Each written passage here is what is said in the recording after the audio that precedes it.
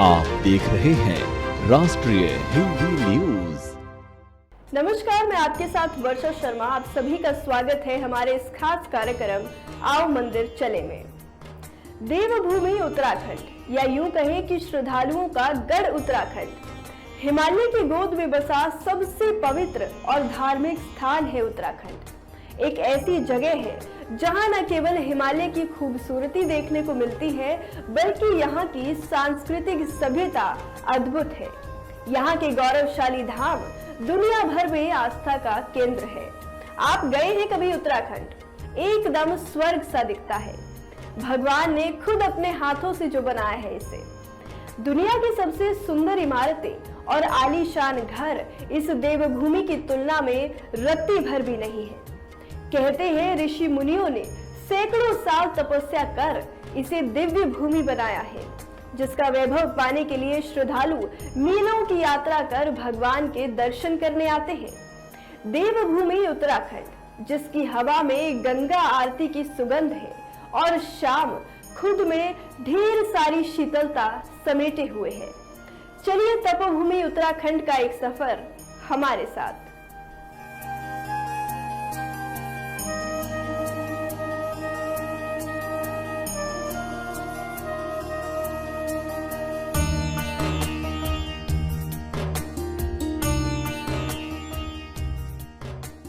पूरे भारत में देवी देवताओं और महान ऋषियों ने जन्म पाया है, लेकिन उत्तराखंड को ही देवभूमि कहलाने का गौरव मिला। इसके पीछे कई कहानियां भी हैं और सत्यता भी।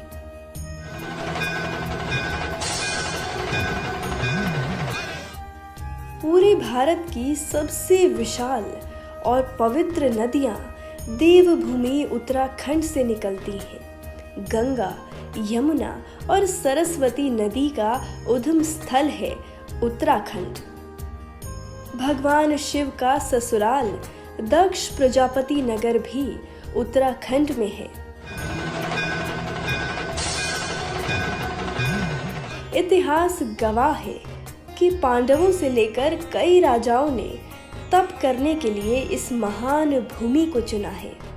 ध्यान लगाने के लिए महात्मा इस जगह को उपयुक्त मानते हैं और मीलों दूर चलकर यहाँ आते हैं। कई साधुओं ने यहाँ स्तुति कर सीधा ईश्वर की प्राप्ति की है। पांडव अपने अज्ञातवास के समय उत्तराखंड में ही आकर रुके थे। महाभारत का लेखन महर्षि व्यास ने इसी देवभूमि उत्तराखंड में किया था। उत्तराखंड की सांस्कृतिक और भौतिक विरासत को दो भागों में बांटा गया है। पहला कुमाऊं और दूसरा गढ़वाल। सभी कहानियों में इन दोनों का जिक्र खूब मिलेगा। उत्तराखंड के ऊपर पुरु वंश ने शासन प्रारंभ किया, जिस पर आगे चलकर नंद, मौर्य, कुषाण ने शासन किया। आगे इस पर ब्रिटिशर्स ने भी राज किया। गढ़वाल के पश्चिमी हिस्से में बनी भगवान बुद्ध की मूर्तियों का निर्माण सम्राट अशोक ने करवाया था। कुछ ऐसे ही ऐतिहासिक तथ्य उत्तराखंड की गलियों से गुजरते हैं, जिनका इतिहास, जिनकी कहानियां, जिनका रहस्य अकाल्पनिक है, अपने आप में रचनात्मक है। देवभूमि उत्तराखंड की पौराणिक, धार्मिक, ऐतिहासिक और सांस्कृतिक महत्व जगविदित है। यह एक ऐसा भूखंड है जो प्राकृतिक स्रोतों से बहते पानी के समान है।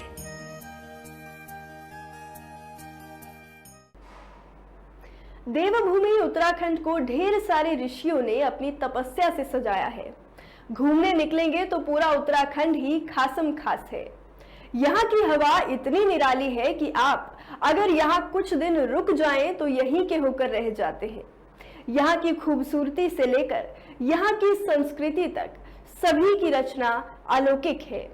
आस्था की दृष्टि से इस राज्य को देश में अनन्य साधारण महत्व प्राप्त है। हिंदू धर्म के पवित्र तीर्थ स्थलों में से अधिकतर स्थल इसी राज्य में मौजूद हैं। इसके अलावा प्राचीन धार्मिक मान्यताओं से जुड़े स्थल जैसे कि ऋषि महर्षियों के आश्रम, तप स्थल, तीर्थ स्थल भी यहाँ देखने को मिलते हैं। पौराणिक गाथाओं और हिंदू धर्म ग्रंथों के अनुसार 4 धाम की यात्रा करने मात्र से मनुष्य के इस जन्म के पाप धुल जाते हैं। जन्म मृत्यु के बंधन से भी मुक्ति मिल जाती है।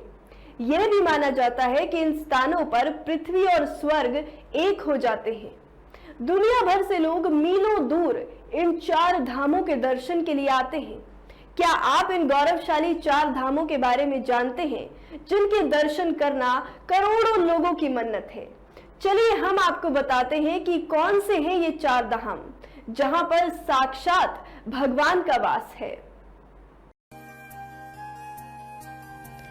यमुना, यमराज का इतिहास। यमुनोत्री।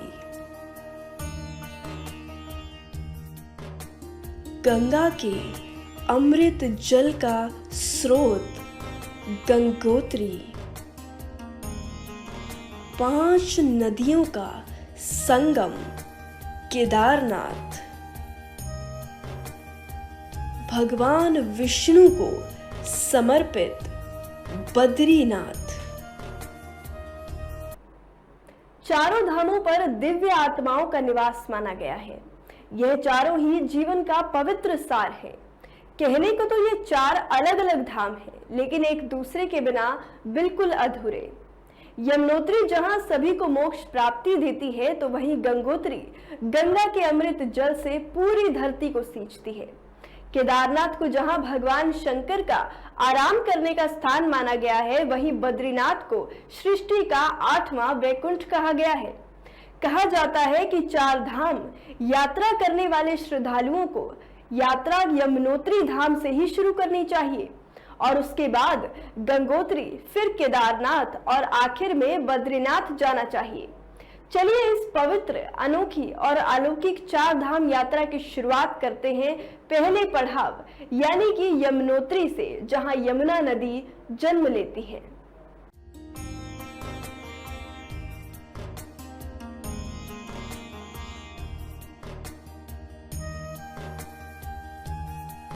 यमुनोत्री वहाँ है जहाँ से भारत की दूसरी सबसे पवित्र नदी यमुना नदी जन्म लेती है। उत्तराखंड के उत्तरकाशी जिले में स्थित यमुनोत्री धाम तीर्थ यात्रा में पहला पड़ाव है। यहाँ के पानी में स्नान से सभी पापों को शुद्ध किया जाता है और असामान्य और दर्दनाक मौत से बचा जा सकता है। माना जाता है कि यमुनोत्री का मंदिर टिहरी के राजा नरेश सुदर्शन शाह ने बनाया था। मंदिर के पास कई गर्म पानी के झरने हैं। सूर्य कुंड उनके बीच सबसे महत्वपूर्ण है। भक्त कुंड में चावल और आलू उबालते हैं और इसे देवी के प्रसाद के रूप में स्वीकार करते हैं। यमुना नदी को सूर्य की बेटी और यम की जुड़वा बहन माना जाता है। ऐसा कहा जाता है कि ऋषि असित मुनि यहाँ रहते थे और गंगा और यमुना दोनों में स्नान करते थे। अपने बुढ़ापे में जब वह गंगोत्री जाने में असमर्थ थे, तो गंगा की एक धारा यमुना की भाप से बहने लगी। एक अन्य कथा ये भी है कि सूर्य की पत्नी छाया से यमुना और यमराज पैदा हुए। यमुना नदी के रूप में पृथ्वी में बहने लगी और यम को मृत्यु लोक मिला। कहा जाता है कि जो भी कोई माँ यमुना के जल में स्नान करता है, वह अकाल मृत्यु के भय से मुक्त हो जाता है और मोक्ष को प्राप्त करता है। यमुनोत्री का वास्तविक स्रोत बर्फ की जमी हुई एक झील और हिमनद है जो समुद्र तल से 4,421 मीटर की ऊंचाई पर कालिंद पर्वत पर स्थित है। वर्तमान मंदिर जयपुर की महारानी गुलेरिया ने 19वीं सदी में बनवाया था, जो भूकंप से विध्वंस हो चुका था, जिसका पुनर्निर्माण करवाया गया। मंदिर प्रांगण में एक विशाल शिला स्तंभ है, जिसे दिव्य शिला के नाम से जाना जाता है। पुराणों के अनुसार जब पांडव उत्तराखंड की तीर्थ यात्रा पर आए थे, जो पहले यमुनोत्री धाम ही गए, उसके बाद गंगोत्री, फिर केदारनाथ और अंत में बद्रीनाथ गए थे।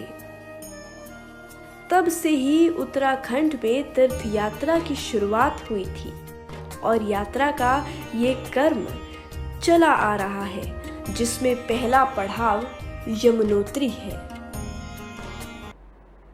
दुनिया की सबसे पवित्र नदी है गंगा, जिसे हिंदू धर्म में एक देवी के रूप में पूजा जाता है। सभी नदियों में गंगा की खास महिमा है, लेकिन क्या आप ये जानते हैं कि शिव की जटाओं में वास करने वाली गंगा नदी 4 धाम के दूसरे पड़ाव यानी कि गंगोत्री धाम से जन्म लेती है, जहां गंगा नदी की पावन धारा पहली बार पृथ्वी पर उतरती है। 4 धाम यात्रा के दूसरे पड़ाव में गंगोत्री की यात्रा करने का विधान है। गंगोत्री धाम सबसे पवित्र तीर्थ स्थान है, जहां गंगा जीवन की धारा पहली बार पृथ्वी को स्पर्श करती है। चलिए जानते हैं क्या है सबसे पवित्र धाम गंगोत्री का इतिहास।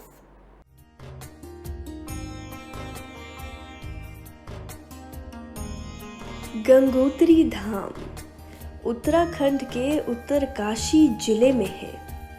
यह धाम भागीरथी नदी के तट पर समुद्र तल से लगभग 3000 मीटर की ऊंचाई पर है। पौराणिक कथाओं के अनुसार जब राजा सगर ने अपना 100वां अश्वमेघ यज्ञ किया, तो इंद्रदेव ने अपना राज्य छिन जाने से भयभीत होकर एक घोड़े को ऋषि कपिल मुनि के आश्रम में बांध दिया। राजा सगर के 60,000 पुत्रों ने घोड़े की खोज करते हुए तप में लीन कपिल मुनि को परेशान और अपमानित किया। कपिल मुनि ने क्रोधित होकर सभी को जलाकर भस्म कर दिया। क्षमा याचना किए जाने पर मुनि ने बताया कि राजा सगर के पुत्रों की आत्मा को तभी मुक्ति मिलेगी जब गंगा जल उनको स्पर्श करेगा। सगर के कई वंशजों द्वारा आराधना करने पर भी गंगा ने अवतरित होना अस्वीकार कर दिया। अंत में राजा सगर के वंशज राजा भागीरथ ने देवताओं को प्रसन्न करने के लिए 5500 वर्षों तक घोर तप किया। उनकी भक्ति से खुश होकर देवी गंगा ने पृथ्वी पर उनके शापित पूर्वजों की आत्मा को मुक्ति दी। देवी गंगा के पृथ्वी पर आने से भारी विनाश की संभावना थी, इसीलिए भगवान शिव को राजी किया गया कि वो गंगा को अपनी जटाओं में बांध ले। भागीरथ ने तब गंगा को उस जगह जाने का रास्ता बताया जहां उनके पूर्वजों की राख पड़ी थी, और इस तरह उनकी आत्मा को मुक्ति मिली। माना जाता है कि महाकाव्य महाभारत के नायक पांडवों ने कुरुक्षेत्र में अपने सगे संबंधियों की मृत्यु पर प्रायश्चित करने के लिए देव यज्ञ गंगोत्री में ही किया था। हिमालय पर्वत की गोद में बसा केदारनाथ मंदिर सबसे विशाल और लोकप्रिय है। बेशक ये 4 धाम का तीसरा पड़ाव है, लेकिन हमेशा से ही श्रद्धालुओं की पहली पसंद रहा है। यहाँ की खूबसूरती तस्वीरें भी बयां नहीं कर सकती। इस धाम के लिए लोगों की श्रद्धा अटूट है। यहाँ आने मात्र से ही भक्तों की मनोकामनाएं पूरी हो जाती हैं। केदार धाम की सुंदरता, वहाँ की वादियां और खूबसूरत नज़ारे तो प्रचलित है ही, लेकिन इस प्रसिद्ध धाम के लोकप्रिय होने का सबसे बड़ा कारण क्या है?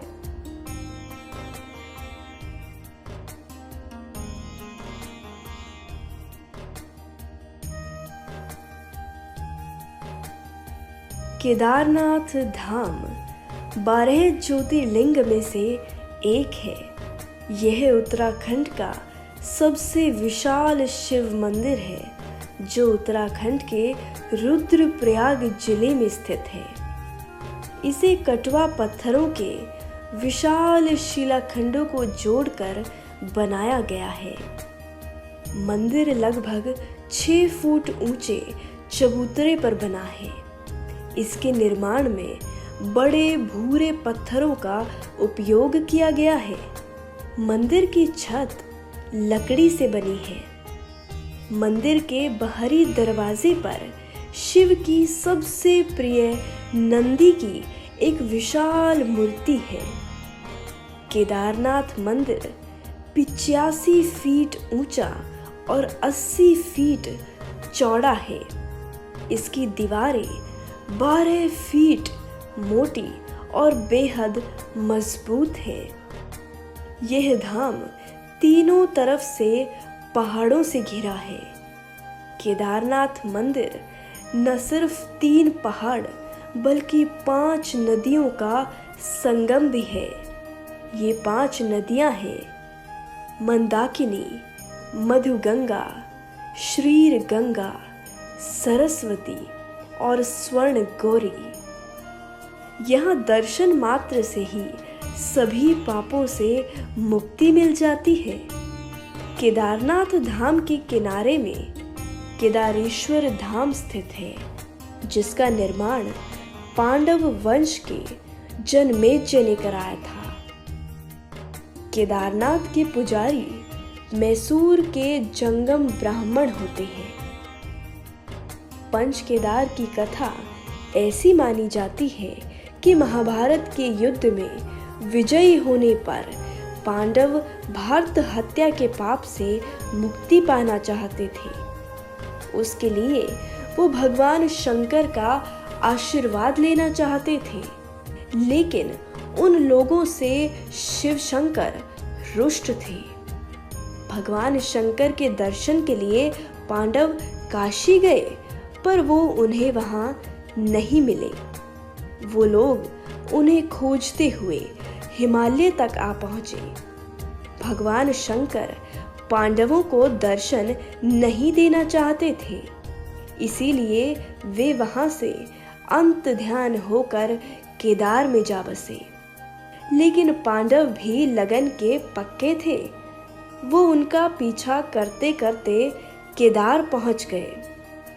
भगवान शंकर ने तब तक बैल का रूप धारण कर लिया और अन्य पशुओं में शामिल हो गए। पांडवों को संदेह हो गया। अंत में भीम ने अपना विशाल रूप धारण कर 2 पहाड़ों पर पैर फैला दिए। अन्य सब गाय बैल तो वहां से निकल गए, लेकिन शंकर जी रूपी बैल पैर के नीचे से जाने को तैयार नहीं हुए। भीम बलपूर्वक इस बैल पर झपटे, लेकिन बैल भूमि में अंत ध्यान होने लगा। तब भीम ने बैल की त्रिकोणात्मक पीठ का भाग पकड़ लिया।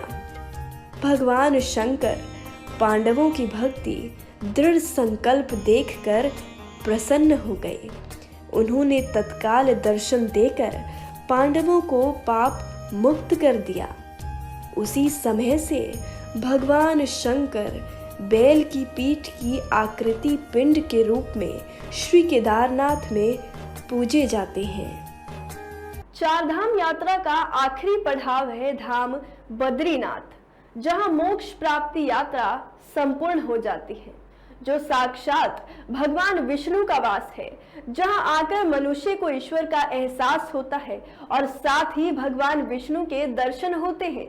चलिए जानते हैं कैसे इस धाम ने पूरे देश को एक सूत्र में बांधा हुआ है।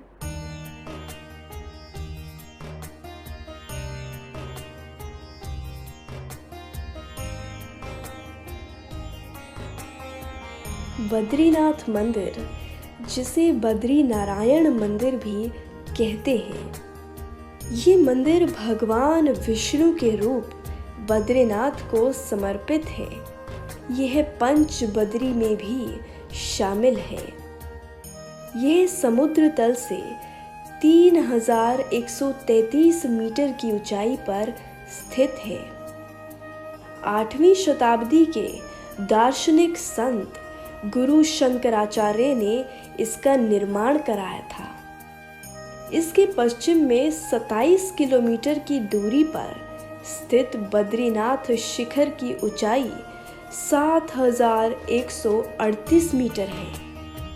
महाभारत और पुराणों में इसे बद्रीवन, विशाला बद्रिकात्रम के नाम से जाना जाता है। यह मंदिर नर और नारायण नामक 2 पर्वतों के बीच में है। शीतकाल में बद्रीनाथ महाराज की डोली जोशीमठ के नरसिंह मंदिर में रखी जाती है। यहाँ के पुजारी दक्षिण भारत के रावल होते हैं। पौराणिक मान्यताओं के अनुसार जब गंगा नदी धरती पर अवतरित हुई तो वह 12 धाराओं में बट गई, जिनमें से एक समुद्र तल से ऊंचाई धारा इस स्थान पर मौजूद धारा अलकनंदा के नाम से विख्यात हुई। इस नदी के तट पर बद्रीनाथ धाम है, जो भगवान विष्णु का निवास माना जाता है। यह पंच बद्री में से एक है। माना जाता है कि बद्रीनाथ मंदिर का निर्माण गढ़वाल के राजा द्वारा कराया गया था। बद्री धाम के दर्शन से ही आपकी 4 धाम यात्रा सफल और संपूर्ण मानी जाती है। तो दर्शकों, कैसा लगा आपको घर बैठे उत्तराखंड के 4 धामों की तीर्थ यात्रा पर जाकर? ये यात्रा बेशक खत्म हो गई हो, लेकिन हमारा और आपका सफर नहीं, क्योंकि हम अपने खास कार्यक्रम आओ मंदिर चले में आपको घर बैठे भारत के रहस्यमयी, गौरवशाली, अकाल्पनिक और ऐतिहासिक मंदिरों की यात्रा कराते रहेंगे।